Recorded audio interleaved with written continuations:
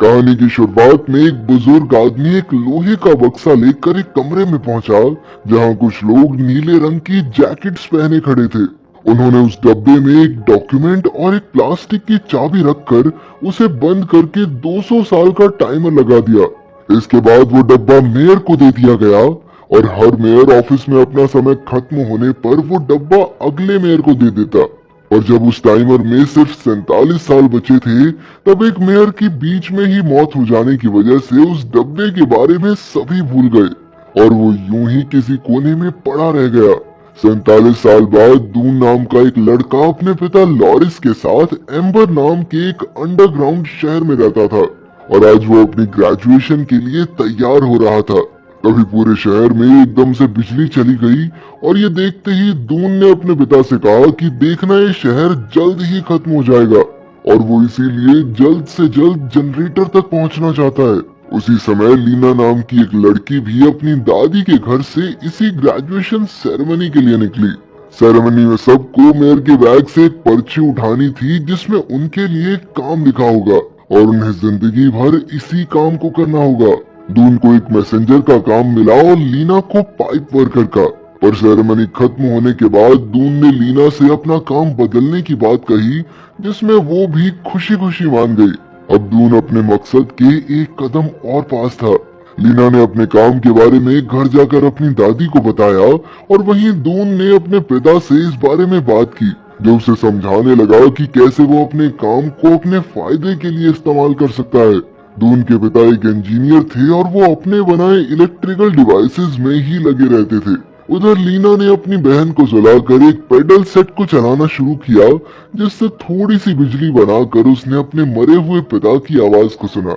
अगले दिन दोनों अपने अपने काम पर पहुंचे। लीना थोड़ा जल्दी पहुंच गई थी और उसे साथ ही एक मैसेज पहुंचाने का काम भी मिल गया। दूसरी ओर दून काम पर अपने कलीग सूल से मिला, जो कई सालों से पाइप पर ही काम कर रहा था। उसने दून को कुछ पुराने टोपी और जूते दिए और उस टोपी पर अपना नाम लिखने को कहा, क्योंकि थोड़े दिन पहले एक आदमी यहाँ काम करते वक्त डूब गया था और सिर्फ इसी तरीके से उसे पहचाना जा सका। लीना को पहले शहर के ग्रीन हाउस ओनर और अपने पिता की पुरानी दोस्त क्लैरी को देना था, जिनके आलू में कुछ कंप्लेंट आ रही थी। क्लैरी से बात करते वक्त बीच में ही उन दोनों को बाहर से कुछ शोर सुनाई दिया। असल में एक बूढ़ा आदमी एम्बर शहर से भागने की कोशिश कर रहा था और मेयर के आदमियों ने उसे पकड़ लिया। इस पर लीना ने पूछा कि आखिर कोई ऐसा करने की कोशिश क्यों करेगा, जबकि ये तो कानून के खिलाफ है। उधर टनल्स में दून सूल से काम सीख रहा था।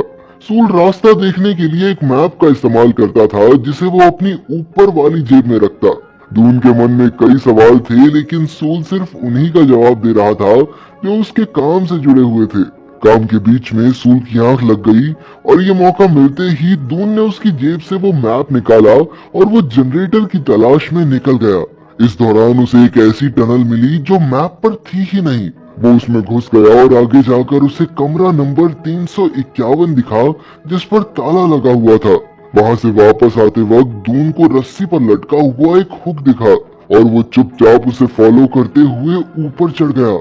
ऊपर एक स्टोर रूम था जहां खाने के कुछ कैंस पड़े हुए थे, पर तभी उसके क्लासमेट के भाई लूपर ने आकर उसे पकड़ लिया और गुस्से में धक्के मारकर बाहर निकाल दिया। दून के बाहर निकलते ही पूरे शहर में एक बार फिर से लाइट चली गई और इसी बीच वो लीना से मिला, जिसने उसे उस आदमी के बारे में बताया जो भागता हुआ पकड़ा गया था। वो दोनों बात करने लगे कि शायद जनरेटर में कुछ प्रॉब्लम चल रही है, क्योंकि ये पावर कट कुछ ज्यादा ही लंबा था। तभी लाइट आने पर दोनों को वापस से काम पर बुला लिया गया और लीना अपनी दादी को देखने चली गई। रास्ते में उसने सभी को बताया कि अगला पावर कट 7 मिनट में होने वाला था। वहीं दूसरे कमरे में पॉपी को वही डब्बा मिल गया, लेकिन उसने उसमें रखे कागज को निकाल कर चबा दिया। डब्बे को देखते ही लीना की दादी को बात तो याद आ गई, पर उसे कुछ भी ढंग से याद नहीं था। इसके बाद लीना को लूपर का एक मैसेज लेकर मेयर के पास भेजा गया, जिसमें उसे मेयर को बताना था कि उसकी शिप आ चुकी है। मेयर के पास पहुंचकर लीना ने उससे उस डब्बे के बारे में पूछा जो सभी मेयर्स ने फोटो में पकड़ा हुआ था, और उसने इस बात का कोई जवाब नहीं दिया। वापस घर जाते वक्त उसने लूपर से सुना कि शहर में फिर से बिजली जाने वाली थी, घर जाकर लीना ने डब्बे में से निकले कागज को फिर से जोड़ने की कोशिश की, पर उसमें से कई टुकड़े गायब थे। उसे उस डब्बे में से एक चाबी भी मिली, पर उसका भी एक हिस्सा गायब था। इसके बाद वो खाना ढूंढने के लिए बाहर चली गई, और जब वो वापस लौटी तो उसकी दादी की तबीयत काफी खराब थी, और एक बार फिर से बिजली जाने की वजह से तो उनकी मौत ही हो गई, जिसकी वजह से लीना और उसकी बहन को मिस्टर मर्डो के घर जाकर रहना पड़ा। लीना ने वो कागज जाकर दून को दिखाया, जो देखते ही पहचान गया कि ये मैसेज उसने स्कूल की हिस्ट्री बुक में भी पढ़ा था। दोनों तुरंत ये देखने के लिए स्कूल की तरफ भागे। ये मैसेज एम्बर शहर को बनाने वालों ने लिखा था, और पूरा मैसेज पढ़ने के बाद दून को लगा कि शायद एम्बर से बाहर निकलने का कोई ना कोई रास्ता तो जरूर होगा। इसके बाद दोनों रूम नंबर 351 के पास फिर से गए और अंदर जाने की कोशिश करने लगे, पर तभी एक बहुत बड़ा कीड़ा वहां पर पहुंच गया।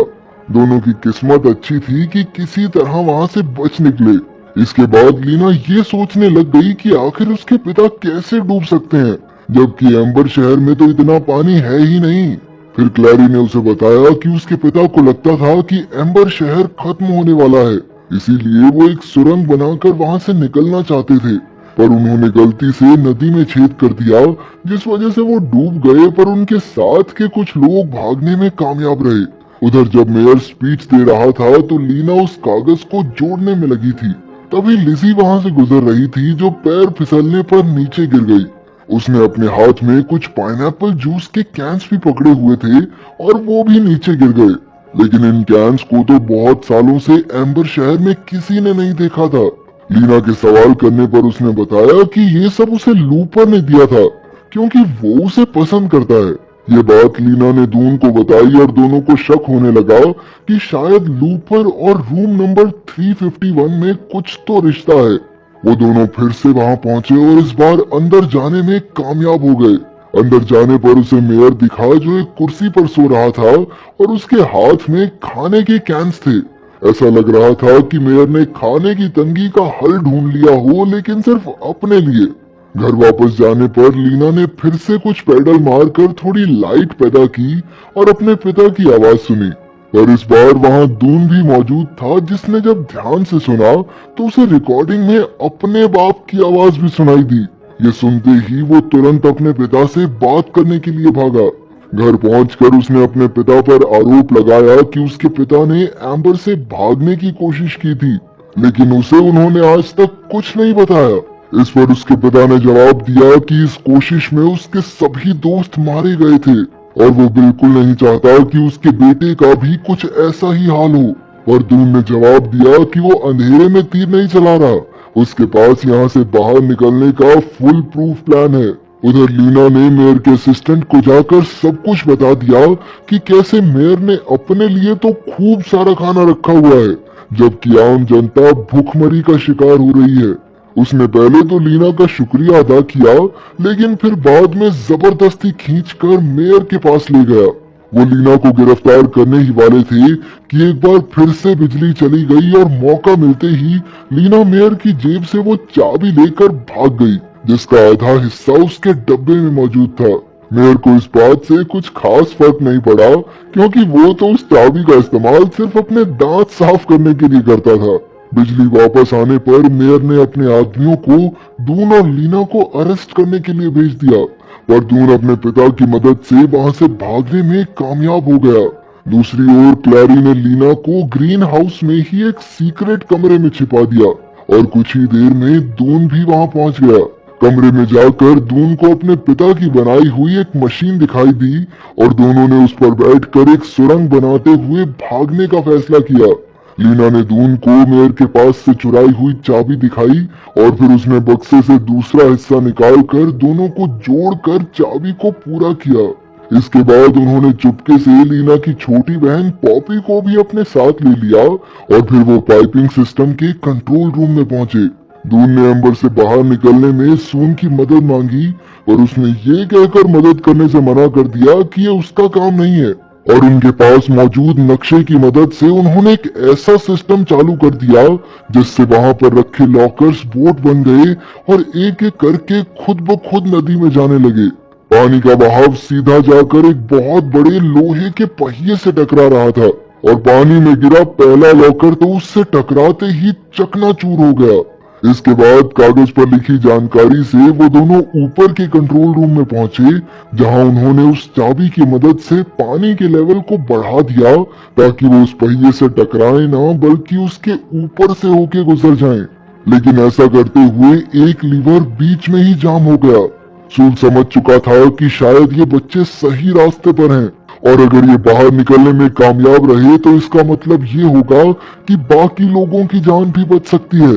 वो लीवर को सही करने में लग गया और उसने दून से जल्द वहां से निकल जाने को कहा।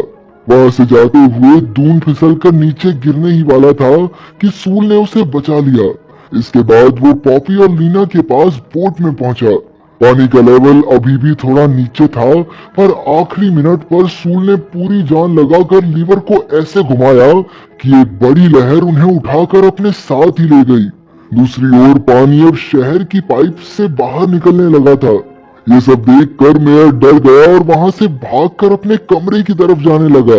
रास्ते में उसे लूपर मिला जिसने बहुत मिन्नतें की कि उसे भी अपने साथ ले जाए, लेकिन मेयर ने उसे धक्का देकर वहां से निकाल दिया।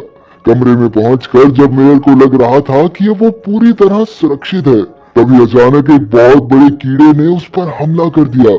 उधर वो तीनों बच्चे सुरंग के बीच बड़ी रफ्तार से बढ़ते जा रहे थे और आखिर में एक शांत सी लेक में पहुंचे जो जमीन से काफी नीचे थी। लेकिन वहां पर ऊपर जाने के लिए बहुत सी सीढ़ियां बनाई गई थी। उन सीढ़ियों के जरिए आखिरकार वो बाहर की दुनिया में पहुंच ही गए। बाहर पहुंचकर उन्हें लगा कि ये तो कोई खास जगह नहीं है। उन्हें लग रहा था कि यहाँ बाहर की दुनिया में तो उनके शहर से भी ज्यादा अंधेरा है, लेकिन वो ये नहीं जानते थे कि अभी रात का समय था। अगली सुबह उन्होंने पहली बार उगते सूरज को देखा। हरे भरे पेड़ पौधों और पक्षियों को देखकर तो वो अपनी आंखों पर यकीन ही नहीं कर पाए। उनकी खुशी का तो कोई ठिकाना ही नहीं था। एक गड्ढे से नीचे देखने पर उन्हें एम्बर शहर दिख रहा था, जिसमें उन्होंने एक पत्थर में अपना मैसेज और वो मैप बांधकर नीचे फेंक दिया। वो पत्थर दून के पिता को मिला और उम्मीद है वो बाकी सबको बचाकर बाहर ले ही आएंगे। अगर वीडियो पसंद आई तो लाइक कर देना, चैनल को सब्सक्राइब कर देना। मिलते हैं